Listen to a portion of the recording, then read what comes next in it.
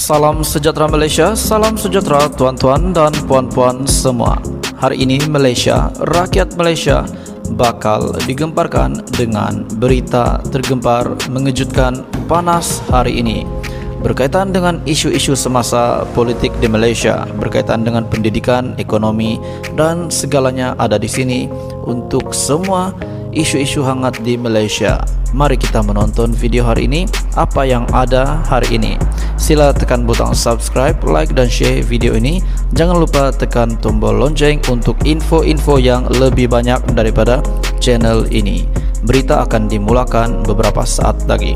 Teruskan bersama di dalam channel ini untuk info yang lebih hangat di Malaysia, untuk semua rakyat Malaysia, untuk keluarga Malaysia. Mari kita menonton video ini.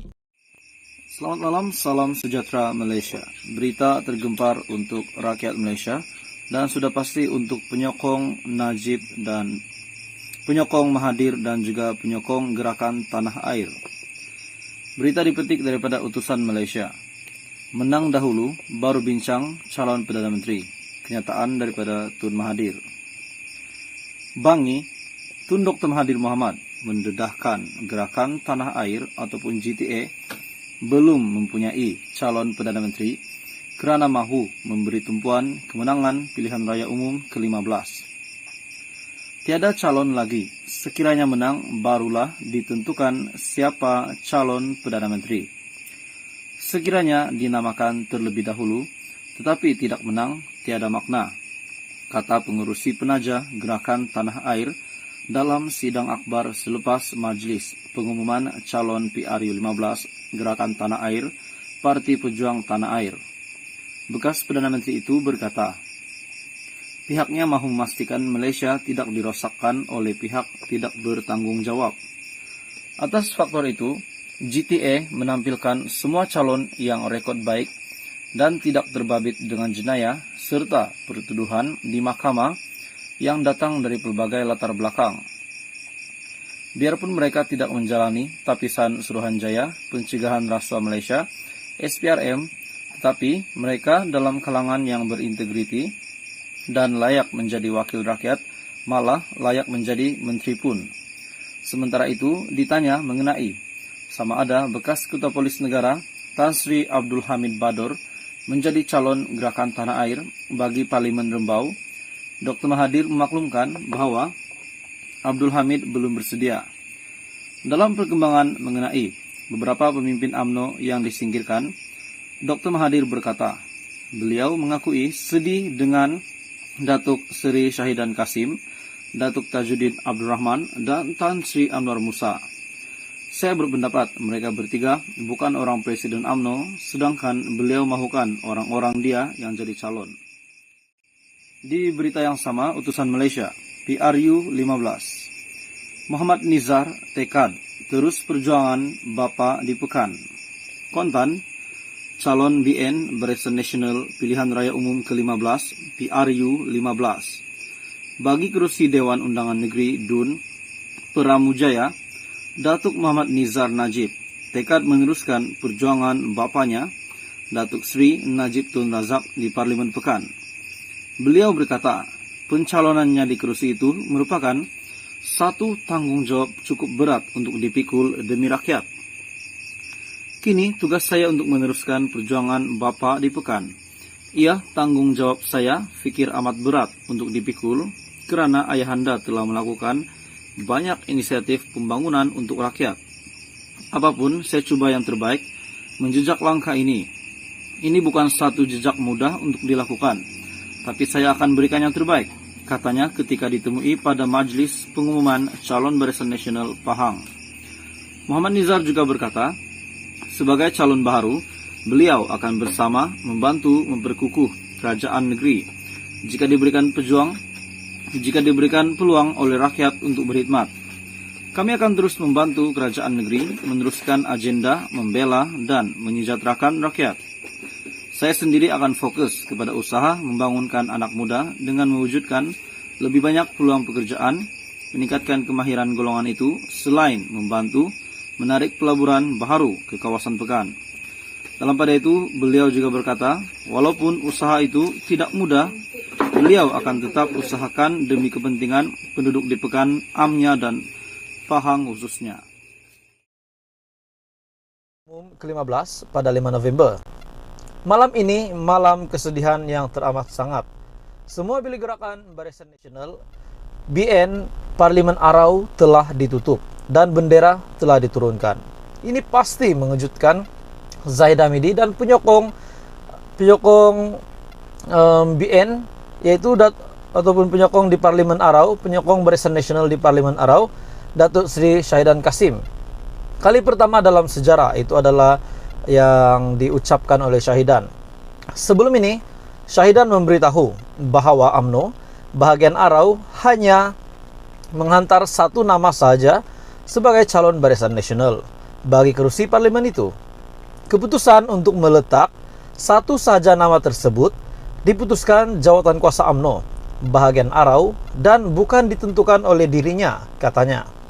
Sejak 10 Oktober yang lepas, selepas Parlimen 14 dibubarkan, Syahidan menjalankan beberapa gerak kerja di UMNO bahagian Arau yang diketuainya sejak beberapa tahun yang lepas. 3 hari lalu pula, beliau melancarkan jentera gerak kerja Barisan Nasional Parlimen Arau bagi menghadapi PRU 15. Namun usahanya itu mungkin tidak dilihat ataupun tidak dipandang Zahid Hamidi, ataupun mungkin walaupun beliau melakukan itu, berusaha, tetapi beliau tetap sudah rasmi digugurkan oleh UMNO. Sejak kebelakangan ini juga, Syahidan yang bertentangan pendapat dengan Presiden UMNO yang juga pengurusi Barisan Nasional, Datuk Seri Ahmad Zahid Hamidi, dilaporkan tidak akan dicalonkan lagi untuk mempertahankan kerusinya. Rupanya Syahidan pada masa ini bertentangan dengan Presiden UMNO. Adakah ini akan menjadi perpecahan ataupun berpecah belah UMNO BN selepas kita mengetahui apa yang berlaku di dalam UMNO, di mana Syahidan Kasim sendiri telah mengakui bahwa beliau ini tidak lagi sependapat dengan Zahid Hamidi. Dan sudah pasti kita tahu menteri-menteri yang lain juga ataupun pemimpin-pemimpin dalam UMNO juga pernah digugurkan jawatan hanya karena mereka tidak bersependapat dengan Zahid Hamidi, bukan Syahidan Kasim saja.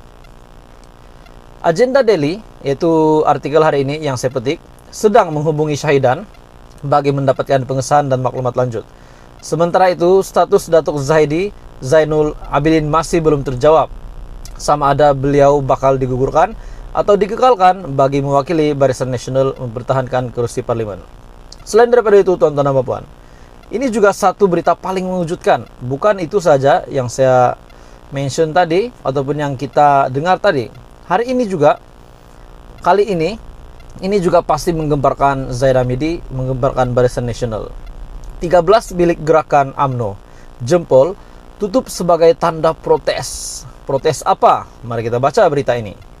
Seremban, persiapan Barisan Nasional BN Parlimen jempol, menerima tamparan hebat dalam persiapan untuk menghadapi pilihan raya umum ke-15 apabila 13 bilik gerakan di 13 UMNO cawangan di kawasan parlimen berkenaan dilaporkan tutup.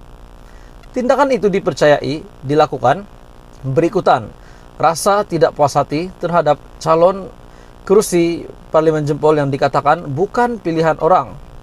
13 bilik gerakan UMNO cawangan yang terbabit yang dikatakan ditutup ialah Batu Kikir Timir, Kampung Gajah Mati, Kampung Kuala Kepis, Batu Kikir Pekan, Taman Melor, Rompin, Serting Hilir, Palong 13, Serting Hilir 7, Taman Seri Serting, Taman Seri Rompin, dan Serting Hilir 1 dan juga Palong 10.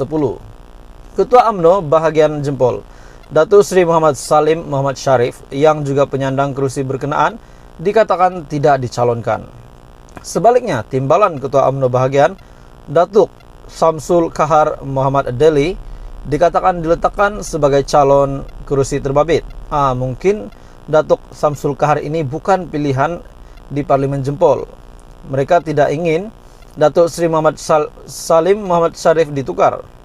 Ini berdasarkan senarai nama calon yang bocor. melalui laman media sejak semalam menunjukkan Muhammad Salim digugurkan sebagai calon parlemen jempol. Situasi ini dikatakan mencetuskan rasa tidak puas hati bagi kalangan penyokong terhadap kepimpinan tertinggi parti. Sementara itu, tuan-tuan dan puan-puan, Samsul Kahar ketika dihubungi enggan mengulas lanjut berhubung kedudukan dirinya sebagai calon parlemen jempol. Tunggu sehingga pengumuman oleh pucuk pimpinan parti, katanya. Dan untuk pengetahuan Anda, setakat ini Pakatan Harapan sudah menamakan calon bagi kerusi berkenaan dengan meletakkan Ketua Wanita Amanah Negeri 9 Norwani Ahmad. Dan pada PRU 14, Muhammad Salim juga pernah menang dengan majority 1.631 undi. Setelah beliau tidak lagi dicalonkan di parlemen jempol dan ditukar oleh Samsul Kahar, Samsul Kahar pula tidak dapat mengulas lanjut ataupun tidak dapat lagi memberi respon dan hanya menunggu pengumuman daripada pucuk pimpinan parti. Tuan-tuan dan puan-puan, inilah yang berlaku kepada UMNO pada ketika ini. Tidak lama lagi pilihan raya umum ke-15, dan ini yang berlaku kepada Zahid Hamidi, kepada Barisan Nasional dan kepada UMNO. Adakah ini satu petanda bahwa PRU 15 ini bakal menggemparkan ataupun bakal mengejutkan seluruh UMNO jika UMNO BN kalah pada PRU 15? Mungkin UMNO boleh menang, tapi mungkin UMNO juga boleh kalah setelah beberapa hal ini berlaku. Tuan-tuan dan puan-puan, teruskan bersama di dalam channel ini untuk info yang lebih banyak politik di Malaysia.